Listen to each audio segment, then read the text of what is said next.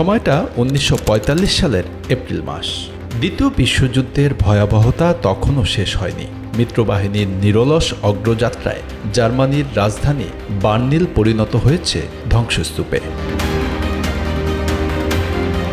শহরের নিচে 25 ফুট গভীরে এক অন্ধকার বাংকারে আশ্রয় নিয়েছেন এক সময়ের পরাক্রমশালী নেতা অ্যাডলফ হিটলার। এই বাংকারে ছিল 18টি কক্ষ, নিজস্ব পানি ও বিদ্যুতের ব্যবস্থা। চারপাশে সোভিয়েত সেনাদের অগ্রযাত্রা। বার্লিন ঘেরাও। হিটলারের সামনে দুটি পথ, আত্মসমর্পণ অথবা মৃত্যু। কিন্তু মুসোলিনের করুণ পরিণতি দেখে হিটলার বুঝে গিয়েছিলেন আত্মসমর্পণের অপমান তিনি সহ্য করবেন না। মাত্র 2 দিন আগে 28 এপ্রিল 1945 ইতালির ফ্যাসিস্ট নেতা বেনুতো মুসোলিনিকে আটক করে ফাঁসিতে ঝুলিয়ে হত্যা করা হয়। এ খবর হিটলারের মনোবল ভেঙে দেয়। তিনি জানতেন তার শেষও ভিন্ন হবে না, যদি না নিজের মৃত্যুকে নিজেই বেছে নেন। 29 এপ্রিল মৃত্যুর একদিন আগে হিটলার বিয়ে করেন তার দীর্ঘদিনের প্রেমিকা ইভা ব্রাউনকে। মাত্র 36 ঘন্টার বিবাহিত জীবন। ছোট্ট আয়োজনে উপস্থিত ছিলেন কেবল কয়েকজন ঘনিষ্ঠজন। এরপর আসে 30 এপ্রিল, চরম সিদ্ধান্তের দিন। হিটলার নিজের শেষ ইচ্ছাপত্রে লিখে যান, নাৎসি জার্মানির রাষ্ট্রপ্রধান পদে নিয়োগ দেন অ্যাডমিরাল কার্ল ডোনিসকে, চ্যান্সেলরের দায়িত্ব দেন জোসেফ গোয়েবলসকে। সবকিছু গুছিয়ে নিয়ে দুপুরে তিনি প্রবেশ করেন ব্যক্তিগত কক্ষে, সঙ্গে ইভা ব্রাউন।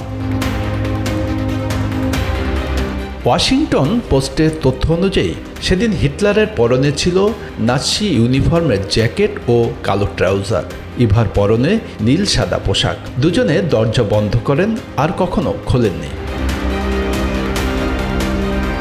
হিটলার নিজের কপালের ডান পাশে গুলি করেন। কেউ বলেন তার আগে বিষও পান করেছিলেন। ইভা ব্রাউন বিষ পান করেই মৃত্যুকে বরণ করেন। তার আগে তারা নিজেদের প্রিয় কুকুরকেও বিষ খাইয়ে মেরে ফেলেন। হিটলারের ব্যক্তিগত সহকারী হেইনজ লিন্স এবং বিশ্বস্ত মিত্রদের উপর দায়িত্ব পড়ে মরদেহ গোপনে পুড়িয়ে ফেলার। বাংকার থেকে মরদেহ বাইরে বাগানে আনা হয়। পেট্রোল ঢেলে আগুন ধরিয়ে দেওয়া হয়। ছাই উড়ে যায় বাতাসে। শুধু অল্প কিছু দাঁতের অংশ আর চোয়ালের হাড় রয়ে যায়, যা পরে হিটলারের মৃত্যুর প্রমাণ হিসেবে ইতিহাসে ঠাঁই পায়। সোভিয়েত সেনারা বার্লিন দখল করে যখন বাংকারে প্রবেশ করেন, হিটলারের আর কোনো অস্তিত্ব নেই, কেবল ছাই আর অস্থির টুকরো। সেগুলো নিয়ে পরীক্ষা চালানো হয়। হিটলারের দন্ত চিকিৎসক নিশ্চিত করেন হাড় ও দাঁত হিটলার ও ইভা ব্রাউনের। তাতে নিশ্চিত হয় বিশ্ব, হিটলার আর বেঁচে নেই। 2 মে 1945 হোয়াইট হাউসে সাংবাদিকরা যুক্তরাষ্ট্রের প্রেসিডেন্ট হ্যারি ট্রুম্যানকে প্রশ্ন করেন, হিটলারের মৃত্যু নিয়ে সরকারি নিশ্চিতকরণ জানতে চান। ট্রুম্যান বলেন, হ্যাঁ, হিটলার মারা গেছেন। এই এক শব্দের জবাবে শেষ হয় নাৎসি অধ্যায়ের নির্মম বাস্তবতা।